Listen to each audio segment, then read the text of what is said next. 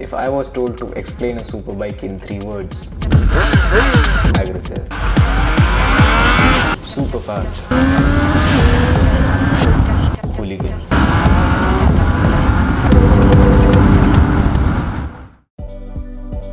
Hey guys, what's up? I hope you're doing fine. Today's video is a bit different. This is not a review, not a vlog, but I will be telling you guys how you can get a test ride of any superbike and what happens if you crash one. Because when I went out for my first ride, my first test ride for a superbike, I didn't have any of this knowledge and neither had any of this information. So let us get started with the video. Talking about my experience, I rode the Triumph Street Triple RS and the Tiger 900 GT, which was recently launched back then, and I was like, okay, let us test ride those. Last month I went to Ducati, rode the Multistrada. My friend rode a Scrambler. Then on the same day itself we went to Triumph, we rode the Street Triple RS again. Then I rode the Trident 660, which is newly launched, and the Speed Triple 1200 RS, which is newly launched as well. So in total I have rode close to about six super bikes. So I have quite a lot of experience. First of all, my age, I'm 19 years old and I am quite young to ride a super bike. That is what people think. But no, you can actually get to ride a superbike at any of these superbike showrooms, Kawasaki, Ducati, Triumph, any of those big brands you talk about, and you can get to ride any of those motorcycles. Yes, I will be specific that you will not get to ride the highly powerful like the ZX-10Rs and the liter class motorcycles. You will not get to ride those. Coming to the power difference between a normal bike and a superbike. Anything up till 400cc, I am considering that as a normal bike, and anything above 400cc, I am considering that as a super bike. So 650s, 800s, 900s, liter class, 1.2 liter engines, all of that is a super bike. Anything below 400, the Duke 390s, the Himalayan RTR, the GS, RR310s, all that category is, I'll be considering that as a normal bike. I'm an RTR 200 owner. I've been riding the bike for the past 2 years. Has a 200cc engine, 20 horsepower, 20 odd Newton meters of torque, and I can say I have complete control over the bike and anything up to the 60 horsepower mark. But you multiply the RTR 200's engine 6 folds, you get the Triumph Street Triple RS engine, which is a 765cc 3-cylinder engine and has 120 horsepower. You will feel the 120 horsepower every time you open the throttle and the front end lifts off. 120 horsepower for a 160 to 180 kg motorcycle is quite a lot.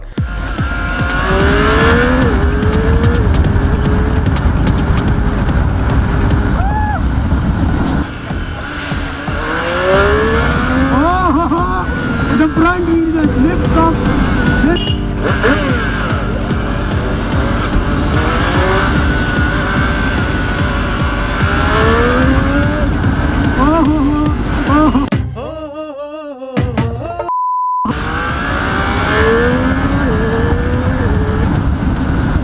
Love this bike.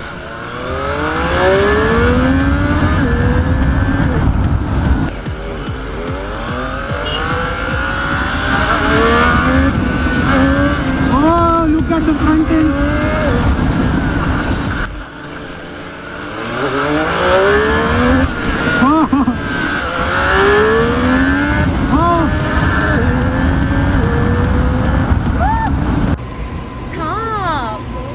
Baby, stop! Stop! अरे बस कर भाई! अब पागल कर दिया पिता छोड़ दे। I got used to the power of the Street Triple in a kilometer or so, and I'm not kidding, I was shitting bricks every time I opened the throttle and the front end lifted. This was 6 months back when I rode the Street Triple RS and the Tiger as well. This time though, I went to test ride superbikes in the month of July, and I test rode the Ducati Multistrada, and I went to Triumph again to test ride their new 2 bikes, which were the Trident 660 and the Speed Triple 1200 RS. The Multistrada was a great bike, had great power. I did 140 in a corner. I was banging on the quick shifter. The bike was amazing. We'll talk that in the latter part of this video. And then I test rode the Speed Triple RS, which is the most powerful bike I've ridden till date, which has a 180 horsepower engine. that bike does 170 in the second gear.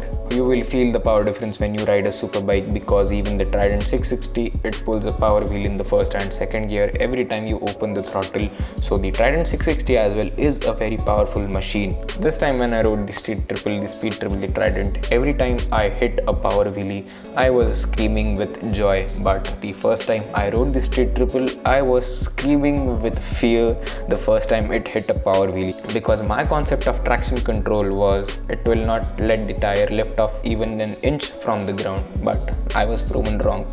So be ready for a power wheelie every time you open a throttle, and these bikes will do 110 to 140 in the first gear itself.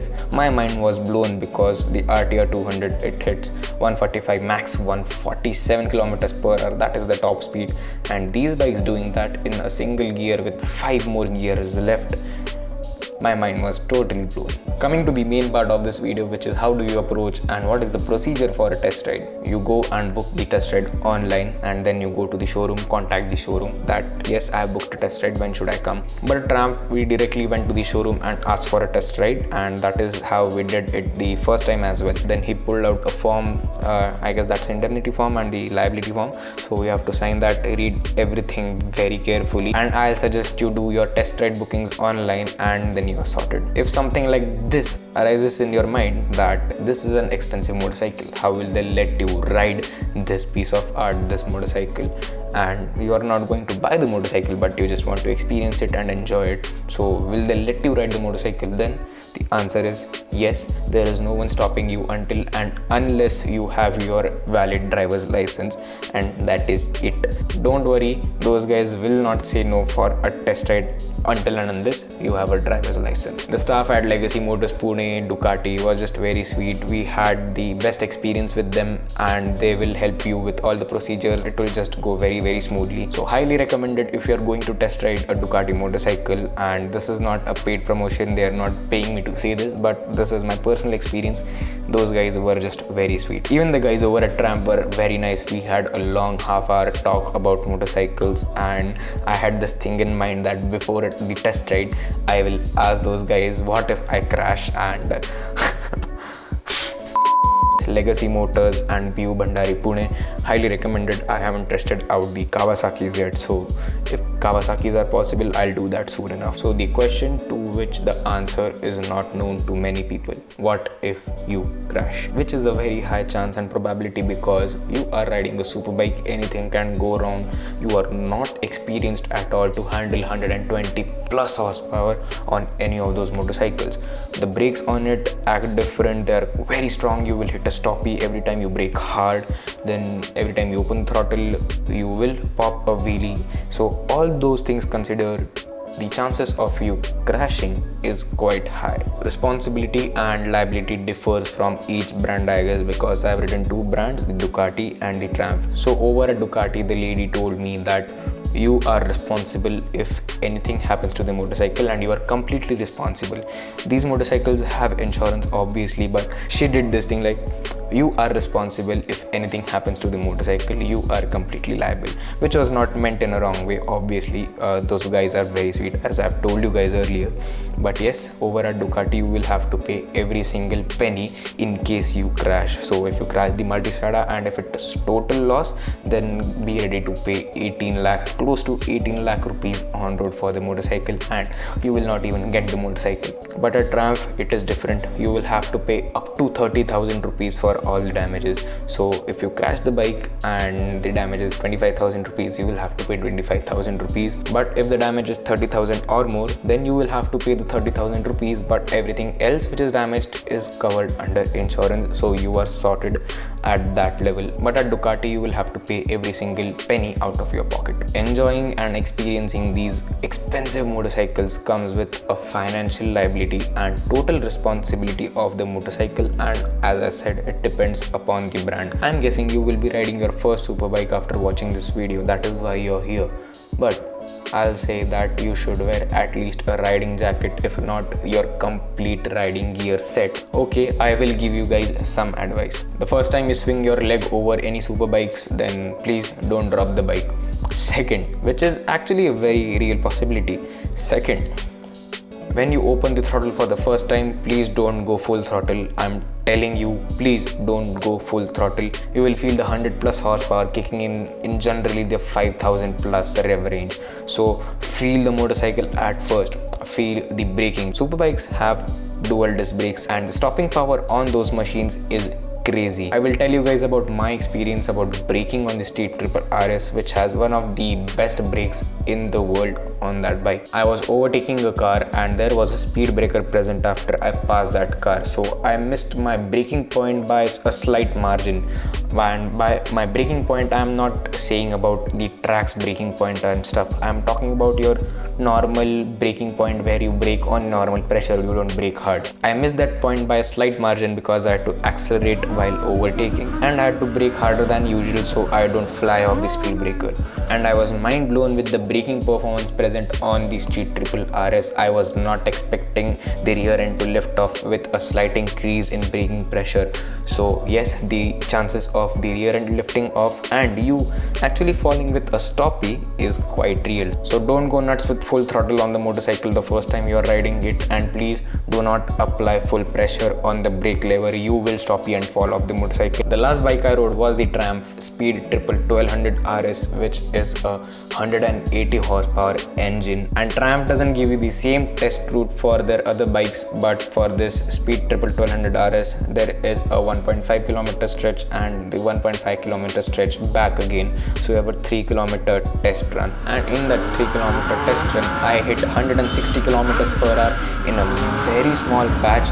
I would have hit 200 kilometers per hour as well if the rickshaw wasn't there. I had the entire street ahead of me until the speed breaker. I would have easily hit 200 kilometers per hour. So that is the amount of performance present on these motorcycles. Talking about what you should wear for a test ride, then your own helmet. Please get your own helmet. Before COVID, brands used to give you their helmets, but not now.